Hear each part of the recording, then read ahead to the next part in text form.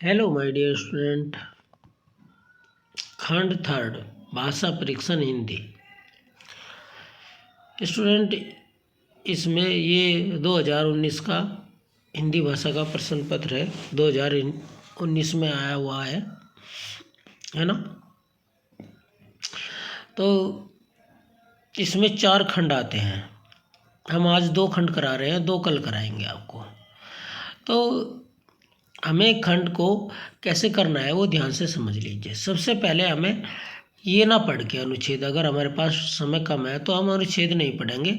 सबसे पहले क्वेश्चन पढ़ेंगे और फिर ऊपर से पढ़ते हुए चले जाएंगे। जहाँ उस क्वेश्चन का आंसर हमें मिल जाएगा वही आंसर हम इसमें 4 ऑप्शन पढ़ने के पहले क्वेश्चन पढ़ेंगे, फिर 4 ऑप्शन पढ़ेंगे।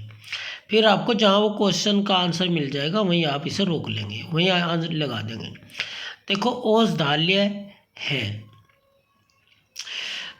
अपने बीजों, छाल, पत्तियों और औषधीय लाभों के कारण नीम के वृक्ष को औषधालय कहा जाता है।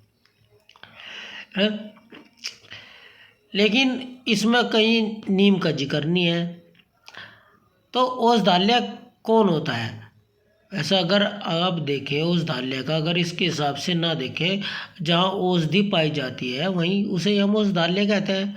औषधि का घर यानी कि दवाइयों का घर। आल्य मीन्स घर होता है, औषधि माने दवाई होती है। तो औषधालय औषध भंडार, तो दूसरे वाला सही है। ठीक है। अब देखिए, नीम के पेड़ का किसान के लिए उपयोगी भाग है। कौन सा भाग उपयोगी है ना। तो देखो, आगे पढ़ो। इसका अर्थ निर्दोष, नष्ट न होने वाला और पूर्ण। कीटों के नियंत्रण में नीम का तेल महत्वपूर्ण भूमिका अदा करता है और इससे मच्छर प्रतिरोधक के विकल्प के रूप में भी किया जाता है। नीम के बीज की खली उर्वरक के रूप में प्रयुक्त होती है। तो देखो, किसान को क्या चाहिए? उर्वरक यानी कि उपजाऊ करने के लिए भूमि को। तो इसमें कौन करता है? नीम के बीज। तो इसमें बीज है तो हम बीज पे निशान लगा दिया हमने, यही ठीक है। नीम के पत्ते चेचक यानी कि ये तो मरज में काम आ रहा है, क्योंकि किसानों के लिए नहीं है। नीम की टहनियाँ दांतों के लिए, तो ये भी आदमी के लिए है, ये भी खेती के लिए नहीं है। मक्खियों और पशुओं की क्लीलियो यानी कि पशुओं के लिए है। तो सिर्फ किसानों के लिए क्या आया प्रयोग? नीम के बीज। तो इस तरह हमें अच्छी तरह छांट लेने होते हैं। फिर देखो, निम्नलिखित में कौन सा शब्द निर्दोष का पर्यायवाची नहीं है? ये तो आपको अपना भी पता हो। दोष रहित है, वो भी निर्दोष हुआ है जिसमें कोई दोष ही नहीं होता। त्रुटिहीन, जिसमें कोई गलती ही नहीं है। त्रुटि मीन्स गलती, तो वो भी निर्दोष ही होता है। बेजोड़, जिसका कोई जोड़ ही ना हो यानी कि जो लाजवाब हो, है ना, ये जिसमें कोई दोष ही ना हो वो भी निर्दोष ही हो। कुरूप, है ना, तो यही इसका पर्यायवाची नहीं है। कुरूप यानी कि भद्दा, काला, देखने में बुरा लगने वाला। अनुच्छेद में शब्द कीट से क्या तात्पर्य है ना। तो देखो, इसमें लिखा हुआ है दूसरी लाइन में, कीटों के नियंत्रण में नीम का तेल महत्वपूर्ण भूमिका अदा करता है ना। तो कीटों से यहाँ मतलब है फसल को नष्ट करने वाले कीड़े मकोड़ों से, है ना।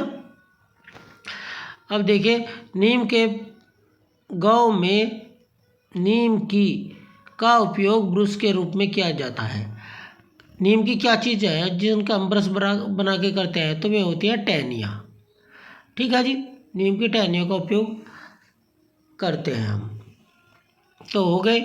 तो पहले आप इससे पढ़ते, फिर दोबारा फिर पढ़ते तो ज़्यादा समय लगता। ये बेस्ट मेथड है। पहले आप क्वेश्चन पढ़ें, क्वेश्चन के बाद इसके ऑप्शन पढ़ें, फिर अनुच्छेद पढ़ें और जहाँ आपको आंसर मिले और वहीं निशान लगा दें। ठीक है जी। अब देखिए, अनुच्छेद नंबर 2, ये भी 2019 में आया था। एक प्रश्न पत्र में 4 आएंगे, 4 अनुच्छेद आते हैं। चबाने की गोंद ऊपर ही लिखा ध्यान। चलो पहले हम क्वेश्चन ही पढ़ते हैं। ने चबाने वाली गोंद की खोज की। चबाने वाली गोंद की खोज किसने की भाई?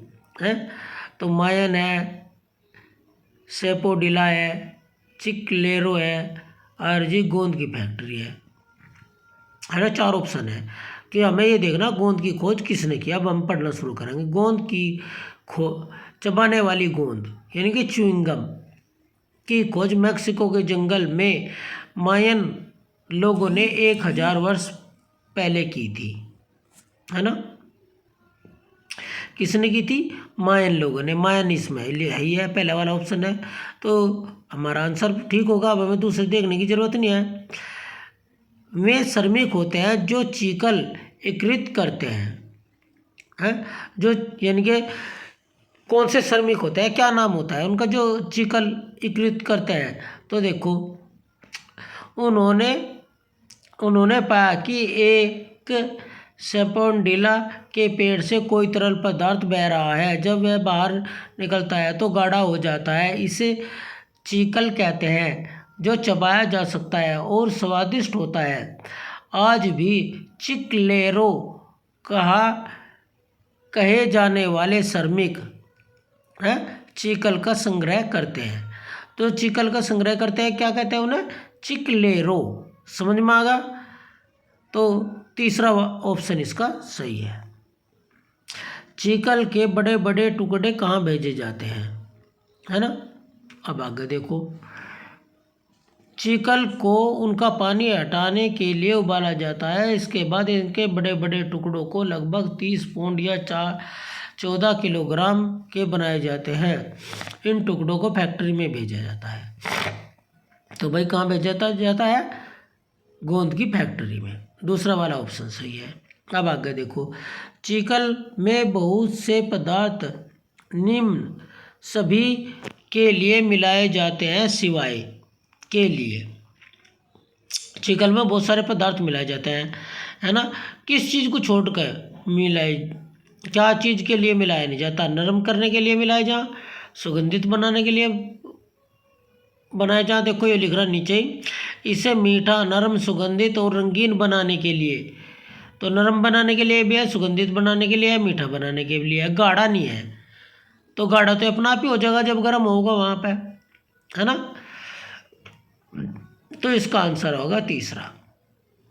अनुच्छेद के लिए उपयुक्त शीर्षक चुनिए। गोंद, चिकलेरो की कथा और च्युइंगम की कथा। तो भाई हमने किसके बारे में बात करी इसमें अनुच्छेद में? इस अनुच्छेद में हमने च्युइंगम के बारे में बात करी। ये कहाँ पाया जा, किसने इसकी खोज की है, कैसे ये बने, तो ये सब हमने इस अनुच्छेद में बात की। तो इसका आंसर हो जाएगा च्युइंगम की कथा। ओके स्टूडेंट, तो आपको ये समझ में आ गया होगा। तो सभी जितने भी अनुच्छेद हैं आपको ऐसे ही करने हैं, ठीक है जी। Thank you for watching this video. अगर स्टूडेंट आपको ये हमारा चैनल अच्छा लगता है तो चैनल को लाइक करें, सब्सक्राइब करें, और अगर आपके कोई दोस्त हैं उन्हें भी शेयर करें ताकि उनका भी भला हो सके। Thank you for watching this video.